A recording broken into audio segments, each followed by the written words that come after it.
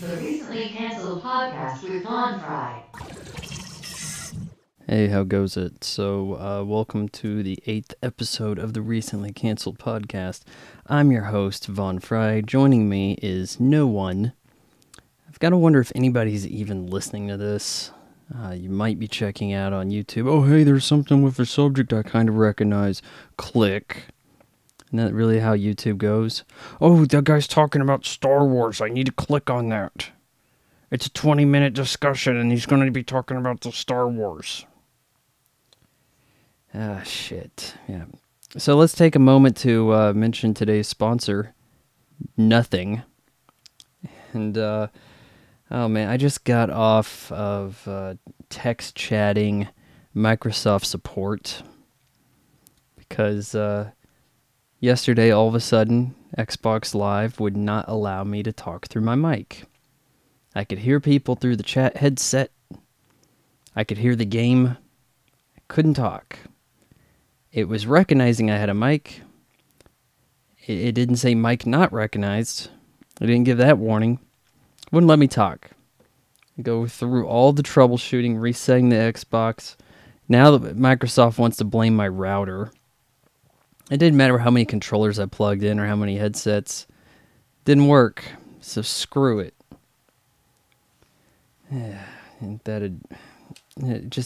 Whatever can happen to make things worse for me, you know? On the good news, I mentioned the other week that I was looking at doing a 1-hour stand-up show at an actual theater. Headlining gig. And I have sealed the deal. The date is set. It's going to be June 16th. Fairly early in the night, 7 p.m. I don't think I have any opener, no featured act, nothing. No, it's just straight Von Fry. And I'm probably not even going to have any fans in the crowd. So that's the thing about stand-up comedy is like, I think the money is in making really terrible movies. And then people just go to the stand-up to kind of be like, oh, hey, I got to see the movie star. You know, that's like the Larry the Cable Guy strategy to make the money. You don't even have to be funny or good. Just, oh, hey, I got to see Larry the Cable Guy. Now, if the movies are bad but they make a lot of money, that's the Kevin Hart strategy. So let's go ahead and talk about one of the two topics here. So here's how I'm breaking down the podcast. I'm going to talk about Cobra Kai. And then, as a Patreon exclusive, I'm going to rant about Star Wars Day. So if you came to this video for Cobra Kai, you're getting some Cobra Kai. If you're wanting to hear about Star Wars Day, sign up on the Patreon. It's $1 a month. It gets you full access to the recently canceled podcast, the full episodes. You can check out the archive, whatever. They're all posted up on Patreon because I can't afford to use an actual podcast host. So here we go. I watched the first 2 episodes of Cobra Kai, and it's not awful. In fact, I would say Cobra Kai is problematic. Here's why. Yes, we're doing the typical, oh look, here's some 80s nostalgia. How can we ride that? How can we revamp that in some way to make it anew? You know, this is your interest. You liked the movie Karate Kid. Maybe you liked part 2, part 3. You probably didn't like the next Karate Kid, and you probably hated the Karate Kid, or as it should be called, the Kung Fu Kid, which, and I know this is blasphemous, I actually prefer the remake, the Kung Fu Kid. It's not really a remake. It's a misappropriated title. It should have been called the Kung Fu Kid. It is known as that in other territories. But it is superior to the Karate Kid. It just simply is. Like, it's an actual kid. It's not an adult. And besides that, Ralph Macchio would have gotten murdered by Jean-Claude Van Damme if he fought him in the All Valley tournament. So, you're checking this out. You know, this is YouTube's YouTube Red flagship series, as far as I'm concerned. This is the one you're seeing TV ads for. All right? The first 2 episodes are free. What is there? Like 10 episodes. It got to the point where I was thinking, look, I have enough YouTube accounts. I could go ahead and just burn a 30-day trial of YouTube Red and watch the rest of this. But that would have taken me another 4 hours, and all I really need to know is what I got from the start of it, really. I saw the trailer, and the trailer really piqued my interest. This trailer was one of the better trailers I've seen of anything in years. It subverted the original film, which was a drama, a fairly light drama, underdog story. And it turned it. It said, look, we're now following the bad guy. We're following Johnny, not Daniel LaRusso here. We're following the guy who had the bad mentor, Kreese, over at Cobra Kai, and how his life has been turned upside down. But it's going to be funnier. It's going to be made into a kind of dark comedy. I kind of think that this follows the Bad Santa template, though at more of a PG style. And by that I mean, okay, Santa's always good. Now we have a bad Santa. Bad teacher, same thing. Now it's bad sensei. Now, William Zabka plays Johnny Lawrence. The other returning cast member here, Ralph Macchio, Daniel LaRusso, his rival. We pick up 30-plus years after the All Valley Tournament with Johnny Lawrence being defeated. Now, that shot, there's a zoomed-in kick to the face, from the crane kick, right? The famous move where LaRusso does the crane hop kick. Johnny just kind of runs into his foot with his face. Some martial arts, that is. Anyway, this is done a little bit differently. I think they had to recreate this, because then you have this zoomed-in shot, and maybe it was like that in Karate Kid Part 2, where it showed the ending of the first movie. Maybe it wasn't. I have to take another look. But then they have him on the ground, and the camera never really lingered on Johnny on the ground from a bird's eye view. So I think they had to redo this in a way. And of course, also, the camera even zooms in the Cobra Kai. And if they did, they matched the stuff pretty damn well. Like, they did a good job of making it look like retro footage. Everything's a mess for Johnny. He's evidently has a son somewhere. He's not part of his life. Lives in an apartment complex, not unlike where Daniel LaRusso lived in the first film. And he's not a handyman there, but he's a handyman elsewhere. Going around rich people's houses, cleaning gutters, mounting TVs on walls, things like that. And I'm drinking Sprite Tropic Berry, and it's pretty good. Picked it up over at McDonald's because I got this coupon. It said, hey, free medium drink, medium fries with purchase of one of the premium whatever sandwiches now that we have fresh beef. I'm like, oh, fresh beef at McDonald's, so it's rolled out, huh? Is it nationwide? I go in, have a quarter pounder with cheese plain, just the cheese, the meat, the bun. Tastes a hell of a lot like Wendy's. That's what you're getting at McDonald's now. So if you like Wendy's, there you go. It doesn't. I'm just saying. But yeah, it was a nice, juicy beef patty, and no real complaints. I like Wendy's. But now you get it at McDonald's. You get Wendy's at McDonald's. How you like that?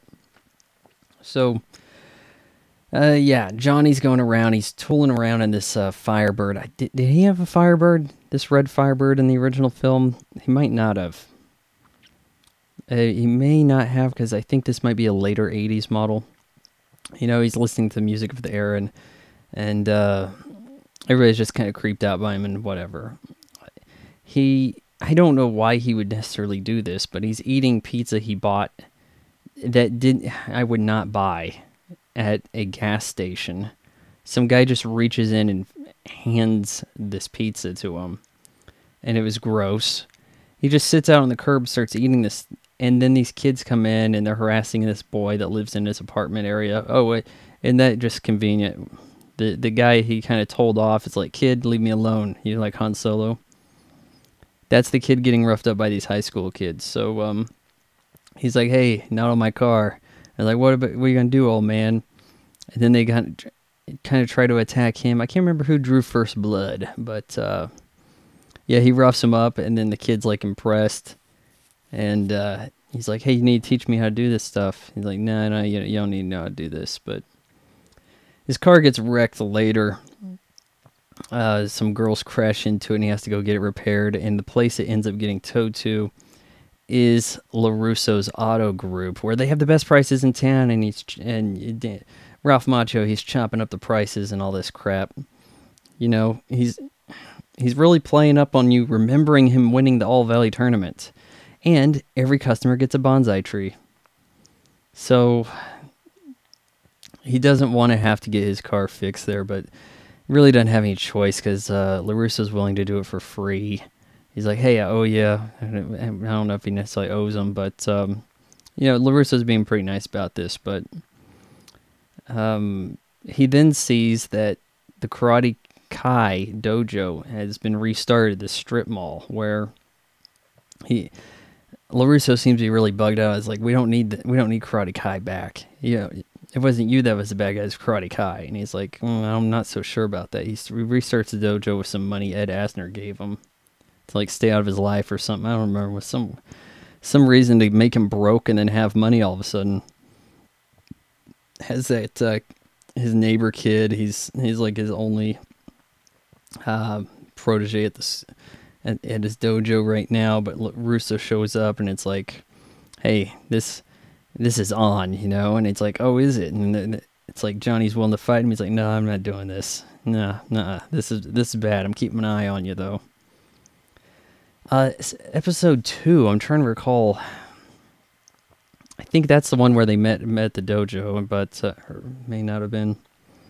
You start to realize that the girl who crashed into Johnny, well, she was in the back seat, but he saw her, is LaRusso's daughter, Daniel LaRusso's daughter, and it would appear as though the kid that Johnny is mentoring is interested in dating her, but there's a douchebag in the way. You know how that kind of thing goes around. So we have the parents are going to become like the mentors, it would appear, and then they're going to, surely the kids at the All Valley tournament by the end of the season 1 are going to be their proteges, and they're going to have to square off, that kind of thing, right? I'm assuming as much.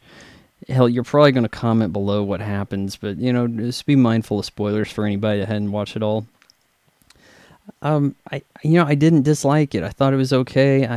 I got one decent laugh in there when the douchebag kid, he was saying to Daniel LaRusso, it's like, hey, so you got in a fight with this guy? And it's like, yeah, we were over at the gas station, just getting some protein bars. It's like, nice lie, sure. Late night protein bar by the teenager, so I wouldn't necessarily call it hilarious by any means, but it's worth checking out. But I wouldn't necessarily recommend getting YouTube Red over this, because I think, and I've covered this before, that the process behind all this is very unscrupulous. Google is very interested in taking the U out of YouTube. They want to turn YouTube into Netflix. They have all of these YouTube Red original series. Oh, hey, the first episode, 2 episodes free, but make sure you sign up for YouTube Red. Oh, yeah, it's great. Listen to your music without the app on. Or, you can listen to... There used to be ways to listen to the music on YouTube through apps. Not the YouTube app, but you could turn your screen off on your phone.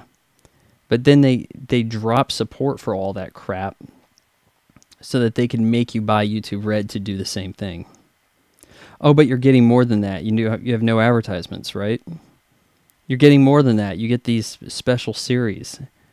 How many more things do you have to sign up for to stream? I just saw that DC Comics is getting a streaming service. You're going to end up to the point where you're spending money getting these streaming services to act like an a la carte cable package for way more money. I mean, God, what if it was like, oh, sorry, we're dropping Nickelodeon. You want to stream Nickelodeon? You need the Nickelodeon app. It's going to cost you $15 a month. I mean, like, if every channel had a streaming service, can you imagine the pain in the dick that would be? So that's where we are with this. YouTube sees, oh, hey, Netflix, they're doing so good. Their stock went up this and whatever. We want to be like them. Forget the fact we have a bunch of people making free content unpaid up front on our site. And that is what the site is known for and made of. You're now ditching the horse that got you here. You're saying, screw all these people who are working hard for free. Let's get some people, pay them up front to make special bespoke series. You know, with the kind of money they put in this, I'm not saying it's anything less than a typical TV production. Can you imagine an amazing show I could have made? Like, it would have just blown people away. I don't think that YouTube is looking to get Emmys, but they certainly could have a case at it, because whether you see this as a web series, which I do, these asshats over at the award shows seem to view streaming services as TV. And it'll even say developed for TV in the corner over on the Cobra Kai credits. Yeah, if you actually support this show, which it's unfortunate that the show has to be lumped in this way, but it's one of these things where it's like, oh, hey, yeah, maybe there's some good terrorists, you know? Well, if you support the good terrorist here, Cobra Kai, you're still supporting all the terrorists. If you support Cobra Kai, you give it the glowing reviews, you tell everybody to check it out, you tell people to get the YouTube Red, you're playing into YouTube's game. And you're going to make things harder for anybody making real YouTube content. What do I mean by harder? Well, what kind of rules do we have to abide by, right? Oh yeah, now to get any money at all, you need 4,000 hours of content. What was it? 4,000 hours a year monetized. It's like there was some kind of restriction. It can always be ratcheted up, you know, because, you know, what do they care about us? We're not employees. We don't have a contract. We don't get them the awards. No matter how amazing my series could be, I can't get YouTube an Emmy. See, that's the problem here. So that's really unfortunate. I'm going to talk about Star Wars Day here soon. So I guess that about does it for the... screw it. I'm going to talk about Roseanne a little bit. Yeah. Have you guys been watching Roseanne? I don't think I've made mention of this yet, but I've watched 3 episodes. I'm streaming it on Hulu. Yeah, weeks later. Oh, shoot. Hit my microphone. Weeks later, but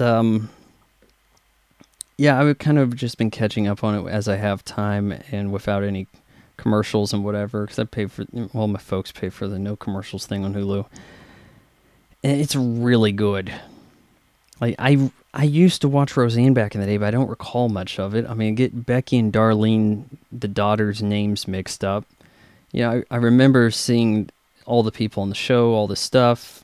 At one point, she wins the lottery, but that turns out to be a dream or some crap, so now she's still poor.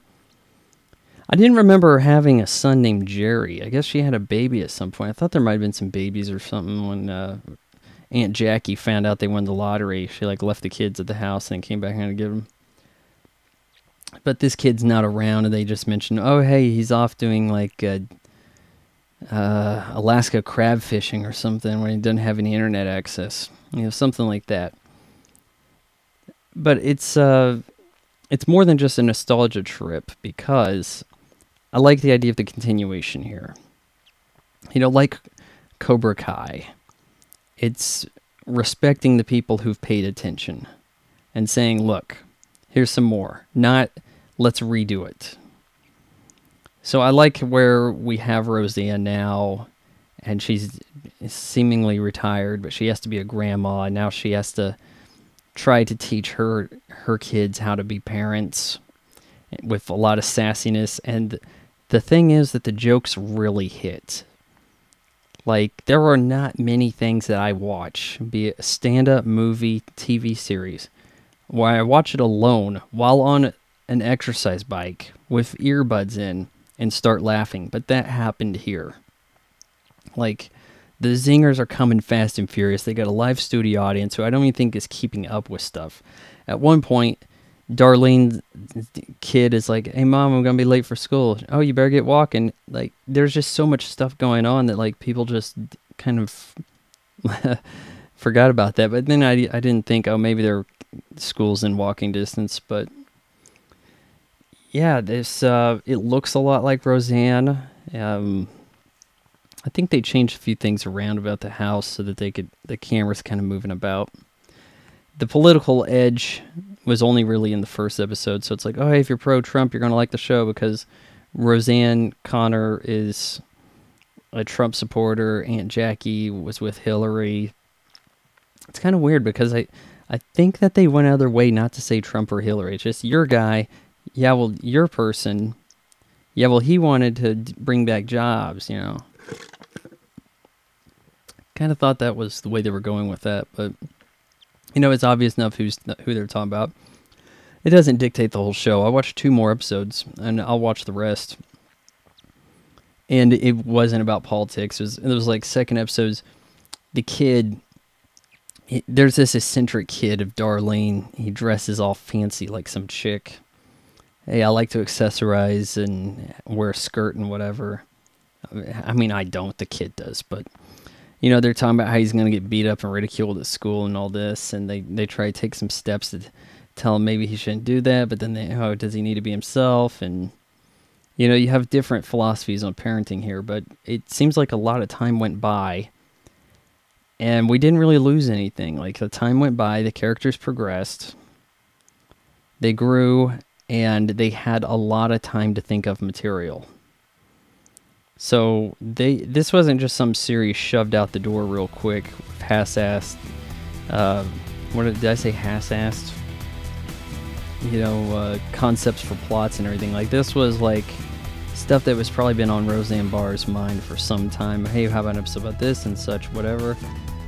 And so there's been a lot of time to refine it, and I think that's part of why these jokes are working so well. Like, I really found this funny, and I think you guys would too. Alright, now we're going to wrap it up. That does it for the free version of the Recently Canceled podcast. If you want to hear my thoughts on Star Wars Day, go over to Patreon. $1 per month gives you full access. What is it? Patreon.com/VonFry. Bye.